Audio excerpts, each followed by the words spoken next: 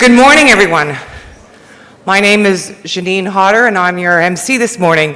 I'm Vice Principal, Interinstitutional Relations at McGill, and Interim Vice Principal, Development and Alumni Relations. Chers anciens, chères anciennes, amis de McGill, je prends un énorme plaisir de vous recevoir ce matin et j'espère que votre retour chez nous se passe bien. Honored guests, alumni, faculty, student, staff, I'm very pleased to welcome you to the Beatty Memorial Lecture. Just a couple of consignes ce matin. Before we begin, I'd like to remind you, if you haven't already done so, to please turn off all cell phones and refrain from using recording devices or taking photographs until the end of the talk. Par courtoisie, je vous demanderai de fermer vos cellulaires si ce n'est déjà fait, et nous vous demandons aussi de ne pas utiliser l'appareil photo pendant l'allocution de notre invité. Je vous présente la table ce matin, Dr. Michael Ignatieff, qui est notre invité, Dr. Nicholas Cassira, le doyen de la faculté de droit ici à l'Université McGill, et Dr. Jacques Urtubise, Interim Vice Principal of Research at McGill. Today's Beatty Memorial Lecture is the third in a series of homecoming lectures entitled Ideas for the World. Homecoming 2005 features a wonderful variety of events, and I hope you've had a chance to enjoy a number of these. There are 88 classes holding reunions. The oldest of these, the 70th anniversary of graduates from medicine and from Royal Victoria College. And I hope some of you are here this morning. Activities range from the popular classes without quizzes to the seminar marking the 40th anniversary of the first MBAs to graduate from the Faculty of Management, to the tours of our new state-of-the-art facilities at the Faculty of Music, and I hope you'll have a chance to take in as many of these activities as you can. I'd like now to call upon Dean Cassira to introduce our 2005 Beatty Lecturer.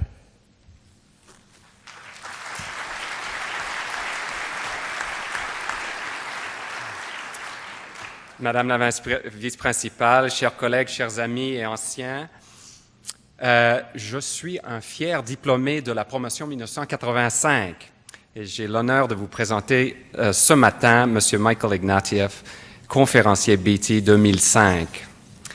Michael Ignatieff is the director of the Carr Center for Human Rights Policy at the John F. Kennedy School of Government at Harvard University.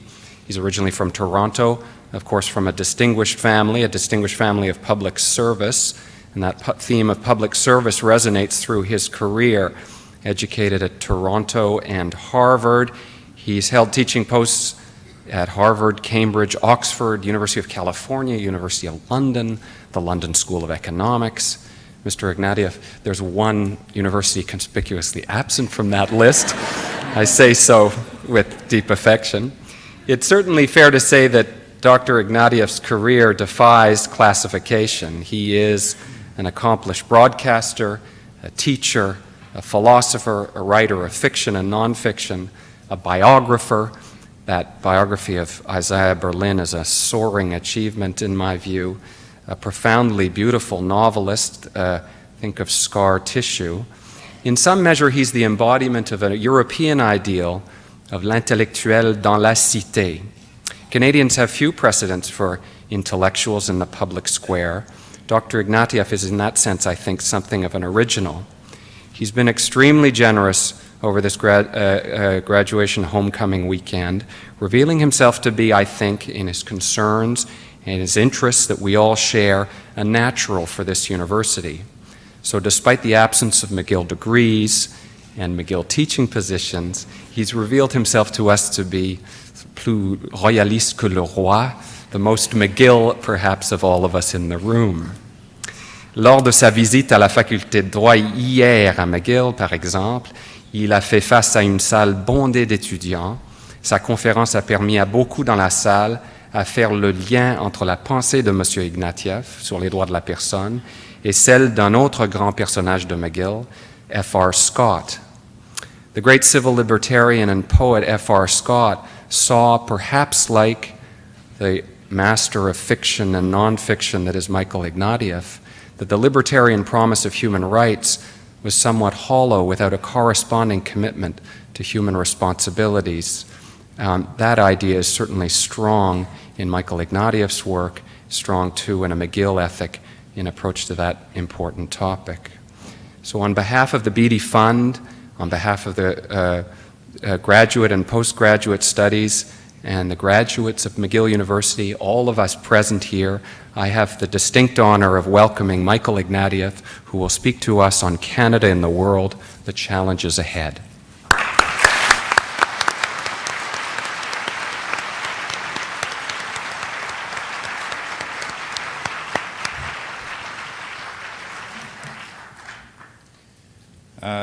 Good morning. It's very nice to be here.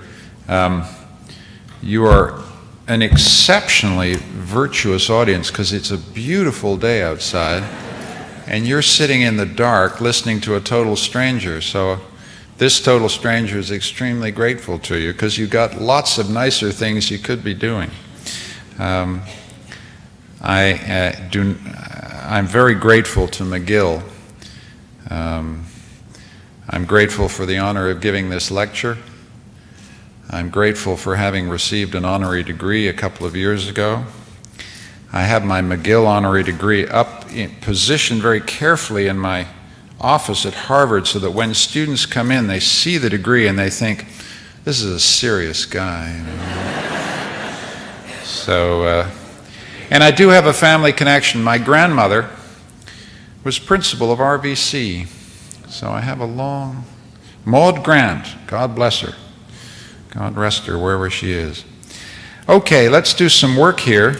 I'm embarrassed by this text because I was at the Leacock lunch yesterday and it was wonderfully amusing and it said something wonderful about your community. That is that humor is one of the spines that ties the McGill community together.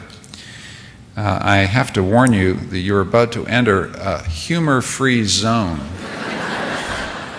I can't do jokes. I just can't.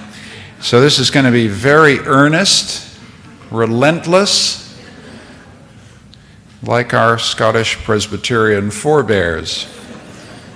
Mr. McGill would understand where this is coming from.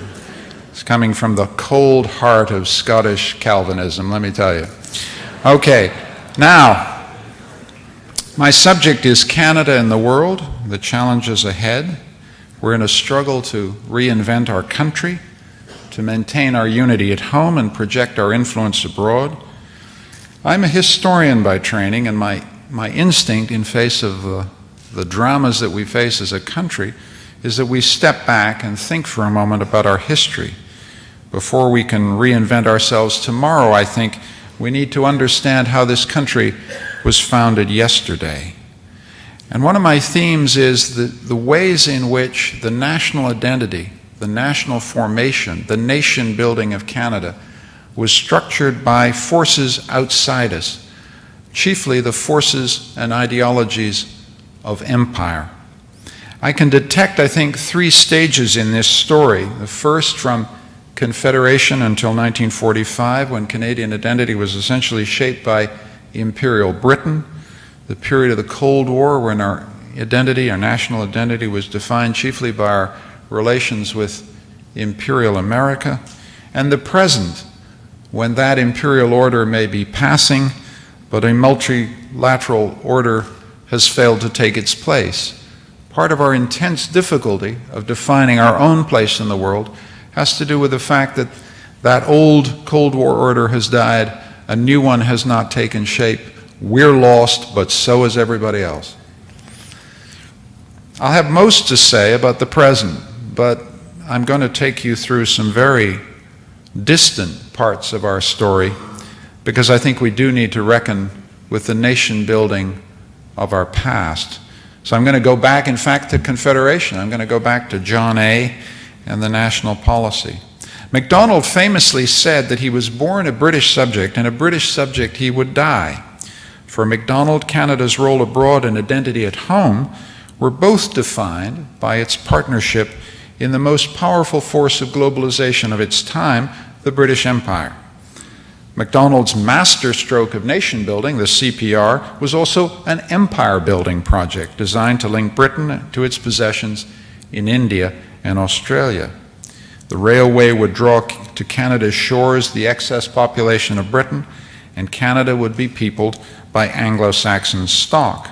And Canada's place in the world would be to be the communications highway of empire, its granary, and in time of war, its armory. MacDonald's vision of Canada tied us together from ocean to ocean. It settled the prairies, and it guaranteed our survival. And next to the United States, that was by no means certain in the generation after Confederation. But the nation-building project that MacDonald inspired left scars that have endured to this day. The West, for example, was settled as a colony, its lands and resources administered by the Department of Interior in Ottawa. The freight rates that Western farmers paid were set in boardrooms here in this city. So Western alienation is not a new phenomenon in the last 20, 30 years. It goes back there from the beginning. It is a consequence, I think, of the failure to allow full self-government on the prairies for the first 50 years after Confederation. And a vision of Canada in the world, which saw it as a white Anglo-Saxon bastion of empire, had no place for the Métis and no place for the Aboriginal peoples of our country. The MacDonald who built the railway was also the Prime Minister who executed Louis Riel, and French Canada never forgave him. L'image impériale du Canada n'avait pas sa place dans la réalité française. C'est dans l'Ouest, avec l'exécution de Riel, suivi par les actes de Manitoba, de Saskatchewan et d'Alberta, qui limitaient le droit à l'instruction publique en langue française, que la désillusion des Québécois face à la Fédération canadienne a commencé. C'est aussi pourquoi l'expression « le rêve national, the national dream » tant employée par Pierre Burton sonne faux pour beaucoup de Québécois. And for the Aboriginal peoples of the plains, the national dream meant the cession of land through treaty, the reserves, a school system designed to turn them into Canadians. Residential schools inflicted scars that should teach us all that you can't build a nation by forced assimilation. Residential schools didn't just harm those who attended, it harmed us all. It was a nation-building project that did harm to our nation. A third group of people, the 15,000 Chinese laborers who hacked their way through the Rockies, laid the steel that tied us together, and if you were one of them, you kind of expected that your country would show you a little gratitude, and instead what you got was you were barred from citizenship, and Chinese immigration was limited by poll tax. And these three exclusions of First Nations peoples, the Métis and the Chinese, were mandated by imperial ideologies that restricted citizenship to those of British and white stock and defined national unity in terms of ethnic majority dominance. And these were, ladies and gentlemen, these were bad ideas, and they did us harm. And truth requires us, it seems to me, to think about them a bit. Now, none of these bad ideas, of course, was original to Canada. South of the border, anti-Chinese sentiment was, if anything, worse. And south of the border, railway agents and the U.S. cavalry waged a war of extermination against Aboriginal peoples. And the idea that the nation must be one, that is, under a dominant ethnic majority, was a commonplace of nation-building ideologies everywhere. Bismarck's Germany, France's Third Republic. But these ideas of nation-building, exterior to us, flowing through our best minds in the 19th century, were the Procrustean bed on which Canadian identity was forged. And what's interesting here, and here I go into my crummy French, that it was le Québec qui a affranchi le Canada. C'était le Canada anglais croit depuis toujours que le Québec constitue le principal obstacle au rêve national. Mais nous devons comprendre que le Canada d'aujourd'hui doit beaucoup au rejet par les Canadiens français de l'idée impériale du Canada. Laurier, le grand Laurier qui est, je crois, C'est un de mes héros, et je crois que c'est un ancien de McGill, non? Oui, voilà. Le grand Laurier a été le premier des premiers ministres du Canada à comprendre que le lien impérial pouvait avoir une signification pour le Canada anglais, mais qu'il aliénait profondément le Québec. C'est lors de la crise de la conscription de 1917 que l'heure de vérité a sonné pour l'idéologie impériale. Un Canada anglais qui trouvait sa raison d'être patriotique dans l'expression « pour le roi et la patrie », King and Country, rencontré avec stupeur des Québécois qui se demandaient pourquoi ils devaient mourir dans les tranchées de la Somme. Les nationalistes québécois comme Henri Bourassa, qui s'opposaient à la conscription, ont forcé le pays entier à confronter le fait que la définition impériale et anglaise du Canada n'avait pas sa place dans la réalité québécoise. C'est ironique mais vrai. Ce sont les nationalistes québécois qui ont aidé à comprendre que le Canada ne pouvait pas survivre comme colonie. Pour survivre, il devait devenir un État indépendant.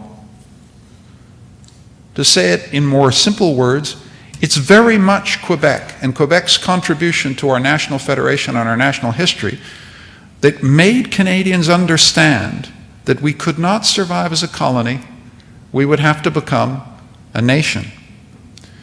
We need to remember how long that took. It wasn't until the Westminster Statute of 1931 that Canada acquired for the first time its right to have a foreign policy of its own. Even in 1939, when my uncle and my father went off to war, Britain declared war, believing that its dominions would automatically follow suit. So much were we in the grip of an imperial conception of our identity, but it was Prime Minister King who insisted that the Canadian Parliament decide the matter for us, and it was a crucial moment in our emancipation.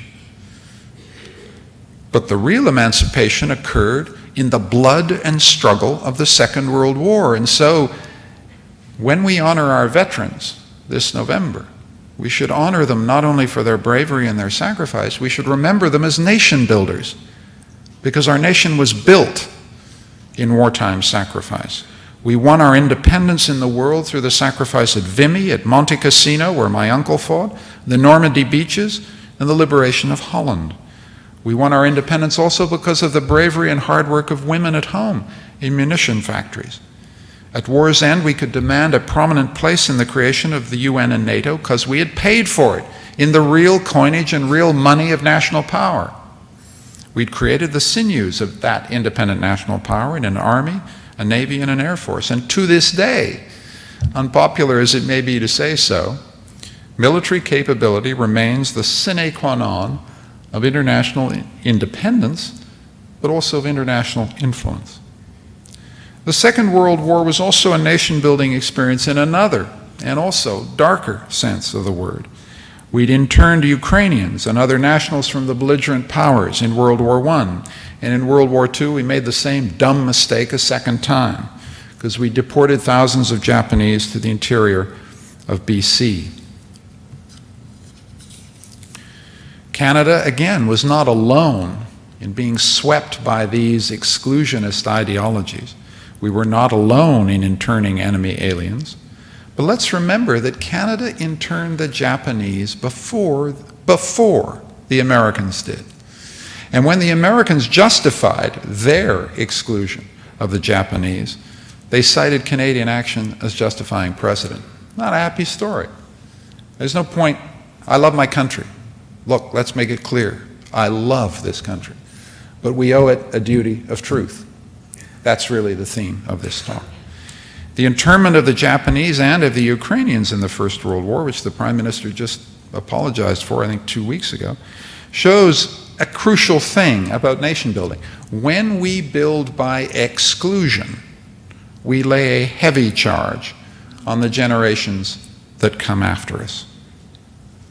Let me now turn to the second phase, the phase that begins with the Cold War, nation building in Canada between 1945 and 1989. The British Empire was gone. Canada was an independent state, but now our economic and political destiny was linked to the new empire to the south. American global leadership gave Canada its place in the post-Cold War world. The purpose of our foreign policy was to help America build a new multilateral order, and it stood on three pillars: military deterrence of the Soviets and the Chinese, a defensive alliance of liberal democracies, and a rule-based international order structured around the United Nations. When the United States provided clear leadership, Canada knew its place in the world and its way in the world. We were present at the creation of the UN and NATO. We fought with the Americans in Korea. We invented peacekeeping and downsized our armed forces to fit that mission. In the Cold War, Canada also found a way to assert its independence. We recognized Cuba. The Americans didn't like it. We recognized China. They liked it even less. We disagreed about Vietnam. They liked it the least of all.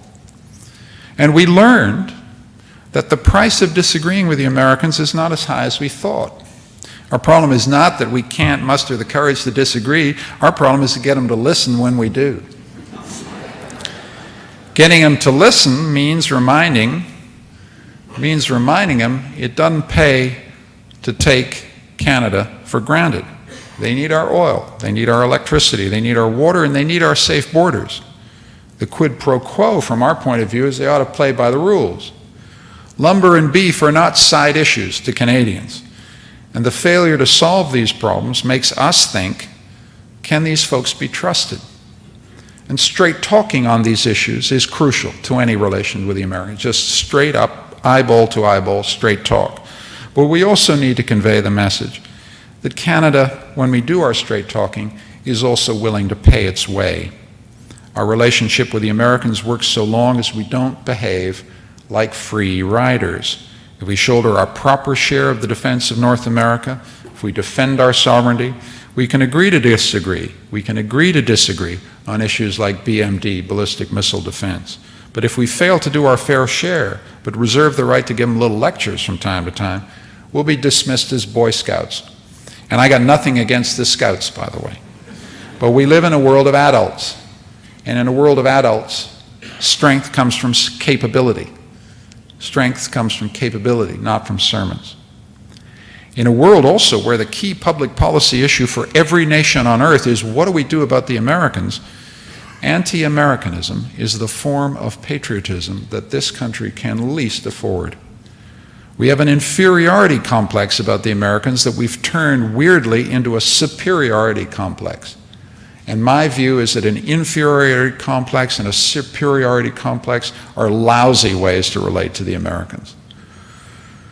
We need to build an identity beyond complexes, an identity secure not in some invidious or envious comparison to the Americans, but in a very centered sense that we are different. We have always been different. We always will be. We need to remember also that if the 20th century belonged to the United States, and it definitely did, there is no guarantee that the 21st century belongs to the United States. Proving your patriotism by being anti-American is going to look pretty parochial in a world where global dominance is shifting eastward to China and India. Now, while we were learning, and we got pretty good at it, to live beside the most powerful nation in the world, we were also undergoing the most profound internal change in our national identity since Confederation. For someone of my generation, we have lived through, I think, the most dramatic times in the history of our country. The most revolutionary transformation of what it is to be a Canadian has occurred in my lifetime. And that's a tremendously exciting thing. The rest of my talk is about it. It's perplexing, it's frightening, it's disturbing. We don't know how to make the center hold. But I would rather have lived in these times than any time in the history of our great country.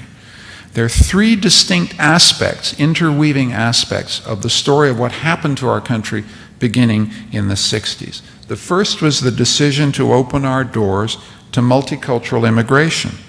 The second was to do justice to Aboriginal claims. And the third, évidemment, was the Quiet Revolution in Quebec. These stories belong together, although we disaggregate them and tell them separately, but we need to bring them together because they change the master narrative of our country's history. The 1960s marked the moment when Canada decided, kind of backing into it without really deciding anything, to change the way we were building the nation.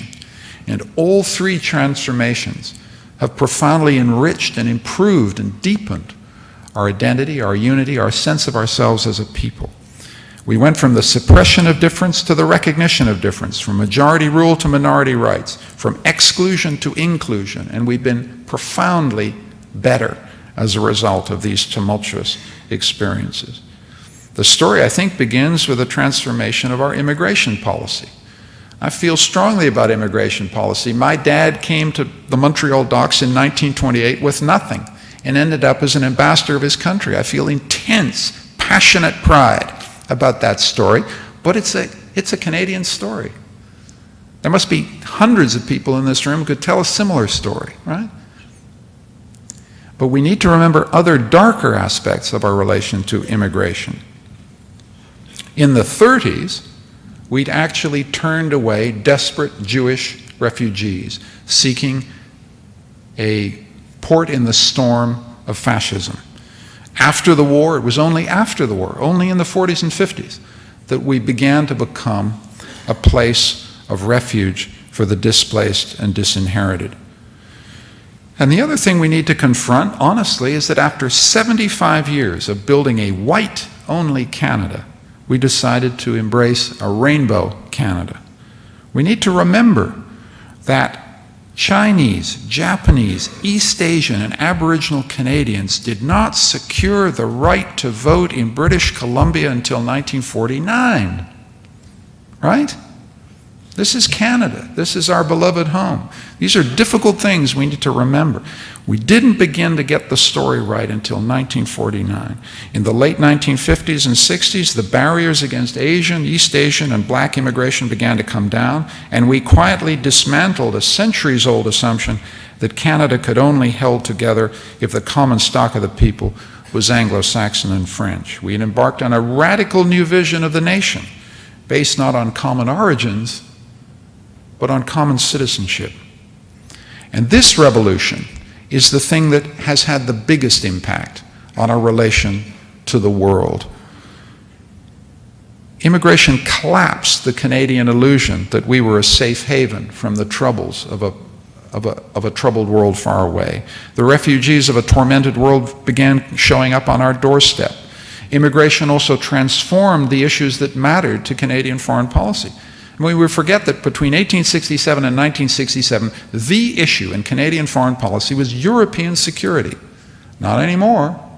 Now, the stability of Haiti, the future of Somalia, peace in Sri Lanka, the capacity of Nigeria to hold together as a state, the fate of the Palestinians. These are issues which engage millions of Canadians, because this is the other home of millions of our citizens. The arrival of a multicultural Canada also coincided with the second revolution that I want to describe. That is the Aboriginal revival, the return of cultural pride, the demand that treaties be honored, that rights be respected, the insistence the Aboriginal presence be honored as central to our identity as a people. We went from nation building as forced assimilation to nation building as inclusion. And the results, for all the difficulties, and the difficulties remain. Anybody goes up to Davis Inlet will tell you the difficulties remain, but the achievements have been astonishing.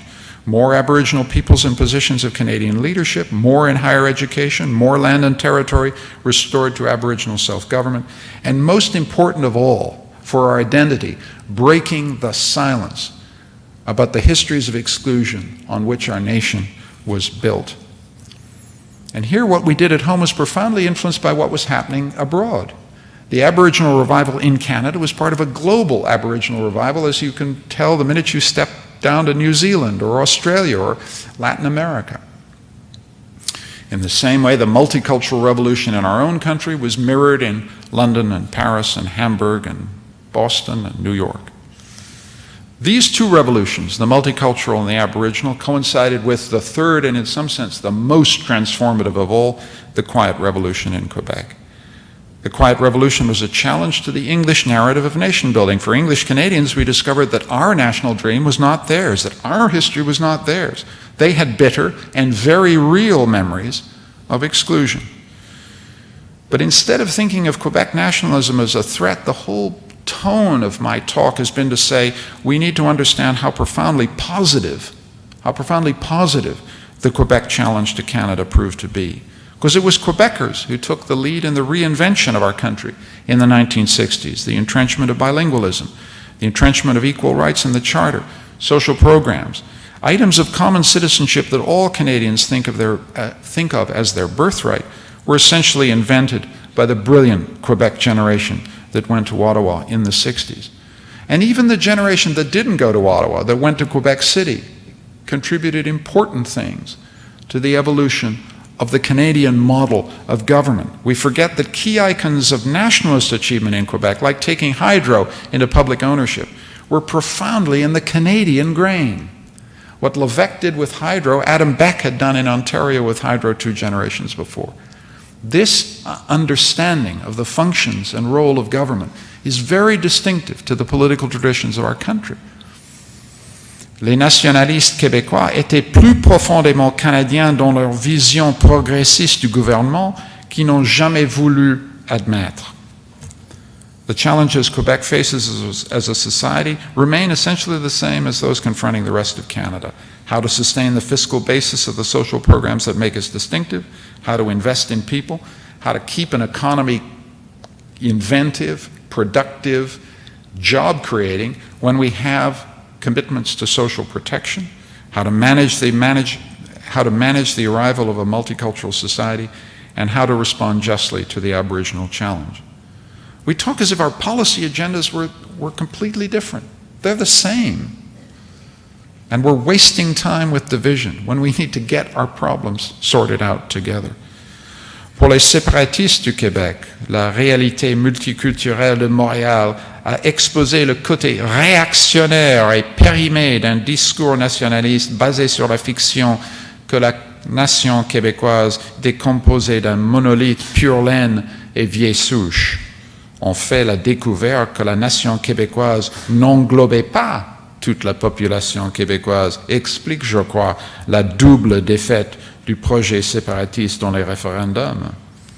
Pourvu que ça dure, is my view that. As our new Governor General, who's an icon of the whole story I've been telling you, as our new Governor General has said, it was the arrival of a multicultural Canada that sounded the death knell of the two solitudes. Pour les patriotes canadiens, partisans d'un Canada uni, la réalité multiculturelle a aussi bouleversé leur discours sur un Canada anglo-saxon protestant et attaché aux traditions anglaises. Au lieu de deux solitudes, les Canadiens anglais et français ont dû créer une nouvelle identité qui correspondait à la réalité visible dans les rues de Toronto et Montréal. De part et d'autre, les gens de Québec et les gens du Canada sont à la recherche d'une idée civique du Canada, basée sur un attachement commun à des valeurs de tolérance et de respect. La question centrale pour le Canada et pour le Québec est la même. Quel est le contrat de citoyenneté et de valeurs communes qui lie les Canadiens de diverses origines à un projet commun? Les droits individuels ne suffisent plus. On peut libérer le citoyen et appauvrir la communauté. Notre défi politique est de mener un dialogue sur la citoyenneté et sur les moyens pratiques de garantir l'égalité et le respect, tout en évitant la tyrannie de la majorité. Canadians are struggling to adapt to a citizenship where majorities prevail, but they cannot dictate policy because all communities are equal. All are at the table, but they're no longer sharing the same myths and the same origins. This is the challenge we face now, to maintain democratic civility plus the capacity to make some choices together when we no longer share the same myths of origin. We've had our revolution of inclusion, all right, and now that everybody wants to be included, the question is, how do we keep this show on the road? How do we hold ourselves together? And the chief risk I see that we don't talk about enough, we talk obsessively about the national question, the linguistic question, the French-English question, alienation in the West, and the sleeping giant that's coming at us is social inequality. It's the class issue. And when race and class combine, we don't have multicultural communities anymore. We just have ghettos. And we've got them now. And they get worse unless we can get a conversation going. And more than a conversation, get some results. We have ghettos, and we betray the promise of Canadian life when we do. Inclusion is not enough in itself. There has to be justice. There has to be fairness. The rules of justice that we've got are in the Charter. We've managed inclusion through rights, but the Charter's not enough. And we've got a bigger problem than social inequality. We don't agree now on the political rules of the game. The constitutional rules of the game are up for grabs. At Meech Lake, at Charlottetown, political elites sought to entrench new rules based on recognition of Quebec as a distinct society, rights of Aboriginal self-government, and the rights of all provinces to constitutional vetoes. Canadians looked at those packages, both of them, and balked at the price. We know we need new rules, and we can't seem to agree on what they are, but at least we know one thing. We don't want another Meech. And we don't want another Charlottetown. We don't want to roll those dice again, or at least I don't think we do. So while the stalemate continues, the strains on our federation grow. Beneath the current talk about fiscal imbalances, and most of that's just politics and you throw it out, but something serious is going on in this tension over fiscal imbalance. And what's serious about it is a questioning of the logic of equalization between regions and provinces. A questioning of whether Canada is a community of fate in which we share our wealth and work together to protect each other against misfortune. That's the big issue here, looming just beneath all this va-et-vient about fiscal imbalance. Now, how long we can manage the politics of inclusion without new constitutional rules is anybody's guess. We're a country that's testing to the limits the capacity to survive by agreeing to disagree. A few simple rules would help, I think, until we can muster the political will as a community to do something better. Levels of government in Canada should begin to get it into their heads, and the feds need to learn this, that all levels of government in this country are equal. Equality means they should stay out of each other's jurisdictions. National unity, in my view, is not a synonym for asserting federal power. This country is too complex and it's too diverse to be run from Ottawa, Toronto, Montreal, or anywhere else for that matter. Canadians want, I'm glad somebody agrees.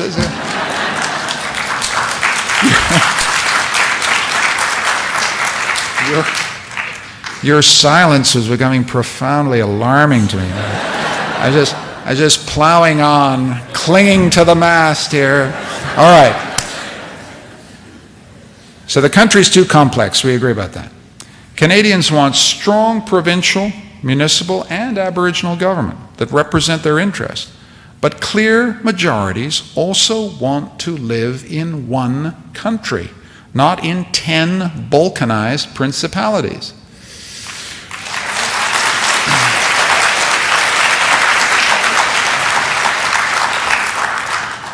Nous sommes un pays, pas dit féodalité rivale. To avoid balkanization, we need a federalism based on respect and recognition. Respect for the jurisdictions of others, and recognition that not all provinces are the same. But respect is a two-way street. Le Québec ne peut pas exiger que le pouvoir fédéral respecte les pouvoirs du gouvernement de Québec si en même temps ses ministres insistent pour que le Québec mène sa propre politique internationale. Le Québec peut toujours promouvoir ses intérêts dans le domaine économique, mais c'est le gouvernement canadien et fédéral, avec l'appui des autres paliers de gouvernement, qui doit parler pour le Canada.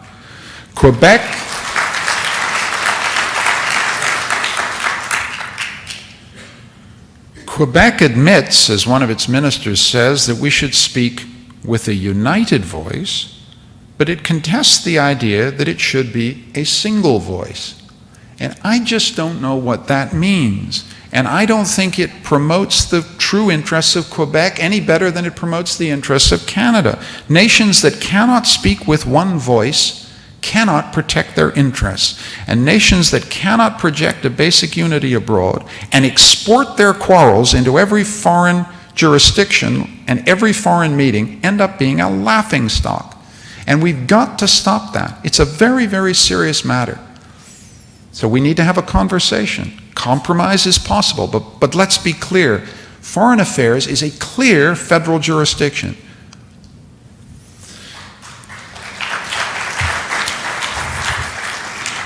Maintaining a coherent national voice abroad is hard if we're divided at home, and our difficulties here, we've got to get our story straight because our place in the world is shifting as we speak. The Cold War ended with a victory for American policies of containment, but once victory had been achieved, American leadership was lost, and with it was lost the guiding star of Canadian foreign policy. America has been drifting, and we've been drifting ever since. Middle powers like Canada leverage influence by securing power within multilateral institutions. Canadian influence since the end of the Cold War has waned because the institutions on which our influence depends, the UN and NATO, have languished for lack of leadership by the US. If we feel rudderless in our foreign policy and our projection of power and influence abroad, it's because we've always, from the very beginning, found our way in the world by using, manipulating, and exploiting our imperial dependencies to our own advantage. We did this with the British, we did it with the Americans. Now the Americans don't know where they're going, and we don't know either. This fact helps to explain the essential deep disarray at the core of our foreign policy. Nothing in Canadian foreign policy seems absolutely essential or necessary. We don't have a system of triage. We don't have a way to distinguish the vital from the merely important or the fashionable. We do a little development, but not enough. We do a little governance promotion, but not enough. We promote UN reform, but half-heartedly, knowing that we cannot hope for very much since we're not on the Security Council and the Americans don't care for reform in any form. So what's the way forward? We need to decide, and this is a tough choice for us, we need to decide that if the Americans will not lead, we will have to create alliances with the countries that will lead. The crucial fact is that the price of saying no to the Americans is actually going down, not up. And this gives us a historic opportunity. This isn't an invitation to provoke them, it's to ignore them or to defy them. It's an invitation for us to decide that we will not wait for them to lead. We must take advantage of this fact to build, in concert with others, a rule-bound multilateral order that seeks to reduce the inequalities in the global system, inequalities that now threaten our very national security, the inequalities between people in zones of danger and zones of safety, between those who have enough to eat and those who do not, those who live in safety and those who live at peril of their lives. We can't live in a world this unequal, this divided, and we can't keep it at a safe distance from ourselves. We can't do all of this, we need to focus. And how do we do so?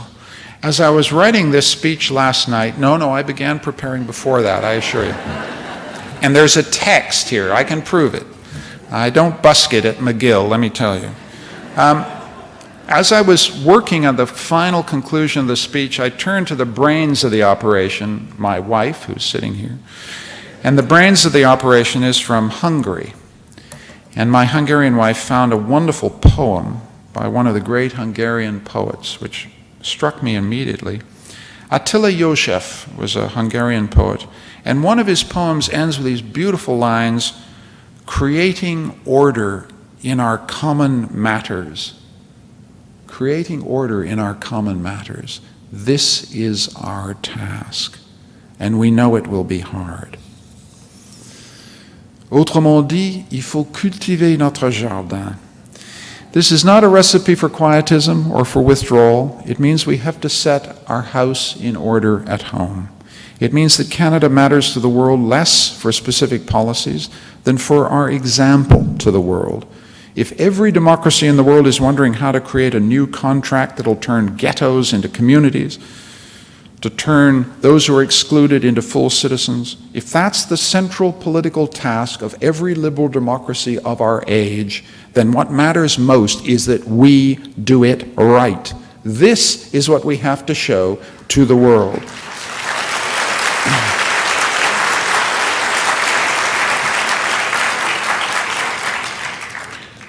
We must survive. We are a blessed country. We are rich, we are prosperous, and we're free. And if we can't make this work, there is no country in the world that can, and no one will. So how do we do it? I really don't know the answers. I've only really offered you one in the course of this talk. My belief is you can't get a community of political equals, a community of inclusion, unless you speak the truth at all times, no matter how painful and difficult. The foundation of political community is political truth. We have to tell the truth to each other. We must tell the truth about our past, including all these painful stories that I've reviewed at tedious length. They really are part of our story.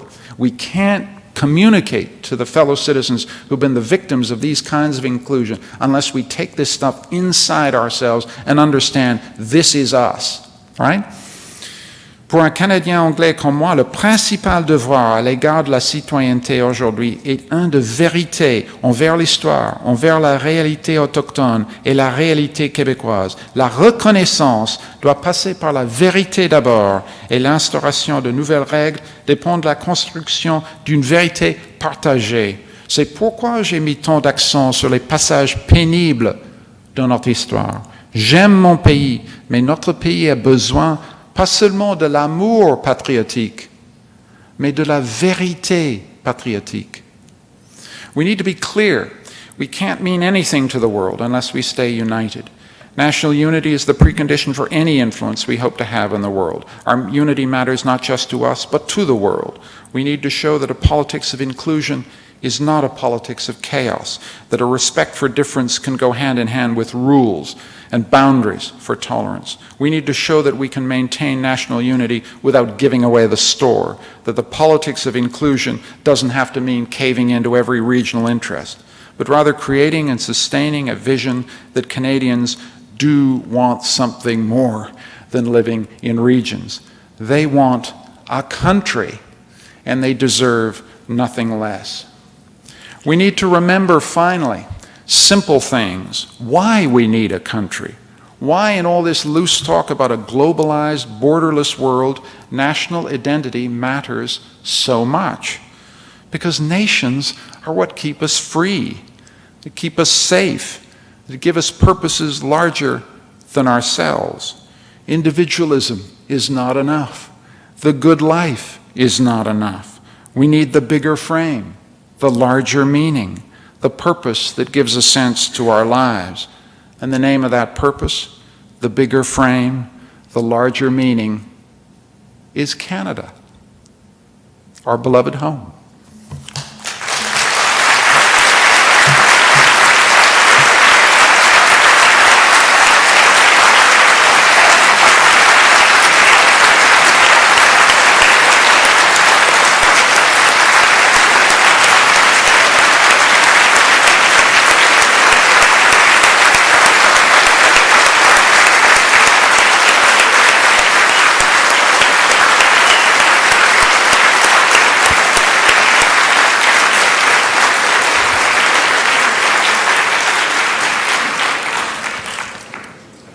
J'inviterai maintenant Jacques Urtubise à offrir nos très profonds remerciements.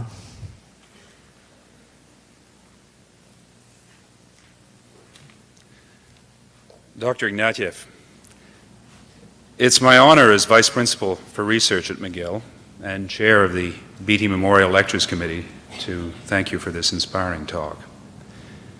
The Beatty Memorial Lectures were founded in the early 1950s. The Beatty family established these lectures in honor of Sir Edward Beatty, President of the Canadian Pacific Railway and longtime Chancellor and Chairman of the Board at McGill. Their purpose was to bring to the McGill and Montreal communities international scholars whose lectures would inspire and even provoke, whose visits would lead to ongoing dialogues on the full range of topics most relevant to the society of the time. Notre tradition jusqu'à date a été de choisir des conférenciers non canadiens. Le Dr Ignatieff est le premier conférencier Beatty canadien. Je crois que c'est une mesure de sa stature. C'est aussi, je crois, une indication de l'évolution et de la maturation de notre société que M. Ignatieff a si bien retracé. Dialogue and provoking of thought. I think this morning's talk has fulfilled the Beatty Lecture's mandate most eloquently. The attention and very warm applause of this full house is an indication that your words have struck a chord in your listeners. On behalf of us all here, from McGill past and present, including the ghost of Sir Edward Beatty, that nation builder, and the wider Montreal community, I thank you again.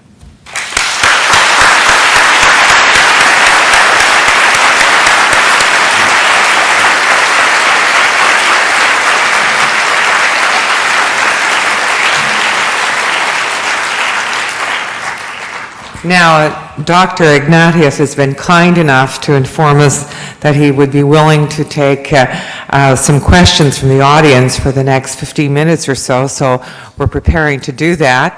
A little bit about how we're going to do that. I have a colleague here with a microphone who will be going to wherever you are, and I think I'll be able to see you. So I'll be indicating where he'll go, and so you'll speak in the microphone. You won't have to get up. I'm going to ask you to please focus on asking a question. Questions are those statements that end on an up with a question mark.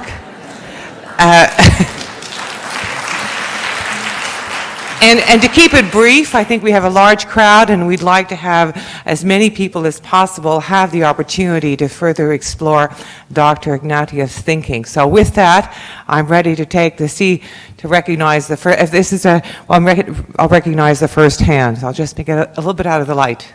Okay, I see a request at the back of the hall over here on the right. At the very back, and then we have a second one at the front.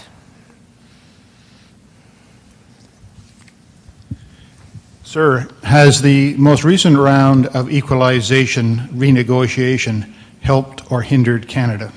My view is it's balkanized it further. You've answered your own question, sir, and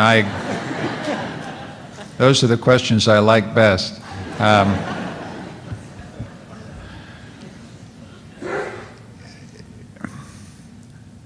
You want a straight answer to a straight question, my answer would be yes. I'm concerned about it. I think that that's why in a speech in May, I did something that's very Canadian. I called for a royal commission on this subject, which is the kind of drop back five and punt move in Canadian political discourse. But there's a reason for doing this. There's a reason for doing this. It's very important to separate out the chaff and static of a political debate about fiscal imbalance from things that are underlying and much deeper. And the thing I don't understand is what's changed in the fiscal structure of Confederation since Rolles-Sirois, as it were. I mean, in other words, if we're going to be serious about running this country right, we need to get some really serious people to look at this. This is too serious for the politicians, is what I think. We need to find a way to have a conversation about how we allocate resources, fiscal resources, to municipalities, to provinces, to federal government, and Aboriginal orders of government. We need to rethink that in a big way, the way Rolles-Sirois did in the 1930s, and it's going to take some time. But, you know, we can't solve this problem with, you know, Ontario getting up and saying it's 17 billion and Quebec getting up and saying you owe us 10 billion, and then you look at the revenues and suddenly those numbers aren't those numbers. Do you know what I mean? It's no way to run a railroad. We need a serious long-term national conversation in which the universities, for example, should play a key part. This is where knowledge, real knowledge matters. And we need to get an instrument. I don't like royal commissions any more than you do. I know all the reasons why they're a mistake, but we forget how much good they've done to our country. Rolls-Sirois being a classic example in the 30s. I think we need to go there because this is serious business. It's so serious we need to take it out of the political system for a while and have somebody really look at it. Smart folks like these guys, for example, right? That's how I would go with that question. Thank you. We have a question here, center, third row up in the center. Have a microphone, please. Mid row, right over in the center here.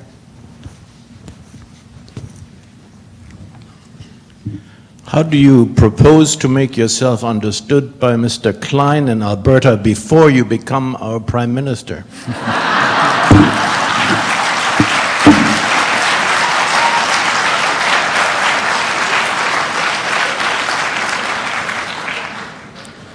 I had a sinking feeling something like that was going to happen.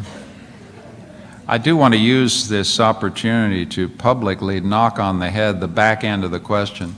I love my country, but one of the things about it is you give one speech and people start talking about you in ways that seem fantastically presumptuous. You know, politics is a serious business. It's an adult business. It's a contact sport. You got to have pads and and all that stuff. I got nothing, and I, what I understand is that you got to crawl before you walk, and you got to walk before you run, right? And I'm at the kind of nappy stage here in public policy. So, and I'm not fooling. I'm telling you what I really think here. So all that stuff is presumptuous. It's not, let's just take that off the table. As for Mr. Klein, I can speculate what a conversation with Mr. Klein would be like, and I'm sure it'd be very, very instructive. We have a speaker down at the first row left, please. Very far left. We had a hand over there. Dr. Ignatieff, one of the statements you made is, as an English Canadian, I don't know if you've said it in English or in French,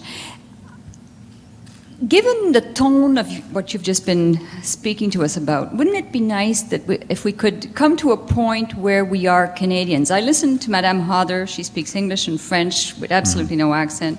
Monsieur Urtubise is the same way. I'm the same way. And as a whole, millions of us across Canada who are Canadian, and it's even if we've been born outside of this country. And I think when we continue to say that we are English or French Canadians, we continue a bit that balkanization. How would you propose that we change that as a conscientisation à l'intérieur de nous-mêmes? Right. It's a wonderful question and a difficult one. My contribution was simply to say we've got to look at our history and understand how painful our history is. We've got to understand that the word "our" in our history is problematic. I profoundly believe we do have a national history. I believe that it's a history of achievement and success, and let's make this clear. I'm intensely proud of what the country has achieved in very adverse and difficult circumstances. But every advance was purchased at the price of someone else's land, territory, or rights very often. We just have to face up to that. As for, I remember John Diefenbaker talking about unhyphenated Canadians, and I am, the idea that I'm a Scottish Canadian or a Russian Orthodox Canadian sounds like an absurdity to me. And I know that there are Francophone Canadians who feel profoundly just Canadian, unhyphenated. But we also need to look at certain facts and not walk by them. A friend of mine who's just writing what I think will be a very fine book on bilingualism informed me, which I didn't know, it's a kind of thing I should have known, is that there are in the province of Quebec 4 million of my fellow citizens who are unilingual in French. And then there are, across Canada, God knows how many unilingual in English. I mean, these are just facts. I want a Canadian identity that is plural, recognizes difference, but says there is just so much that we share in common. An attitude towards government, an attitude towards rights, a particular passion and love of this land, of its adversity and difficulties, all those things. There is a huge amount we share. But you can't build unity unless you think hard through the diversity, unless you encounter it honestly and think about what it means, and then seek policy piece by policy piece to reduce the barriers that keep us apart. And if you get up on your hind legs like I do and give a speech, part of your patriotic duty is to work to do your tiny little bit to pull us together. I completely agree with les sentiments que vous avez exprimés. C'est ça que je veux, c'est ça que nous voulons. Mais il faut comprendre aussi que nous avons une histoire difficile, une histoire qu'il faut comprendre à fond. Et c'est pour ça que je travaille ainsi, de réfléchir ensemble. Nous en avons besoin d'une réflexion commune sur ces questions. C'est pour ça que j'ai fait ce discours. C'est pour ça que je suis très reconnaissant à McGill pour m'avoir donné cette plateforme pour un sermon, comme un grand sermon protestant. My middle name is Grant. You see this, all this Scottish stuff comes out. Nous avons une question au fond là-bas, à droite.